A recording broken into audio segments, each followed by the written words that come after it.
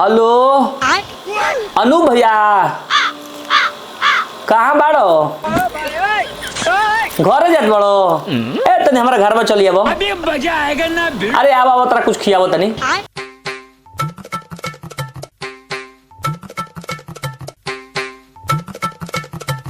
अरे कौना खुशी में पकौड़ी खियावत रहो? पहले खा लो, खा के स्वाद लो, फिर बताओ तनी। गोलमाल है भाई, सब गोलमाल है।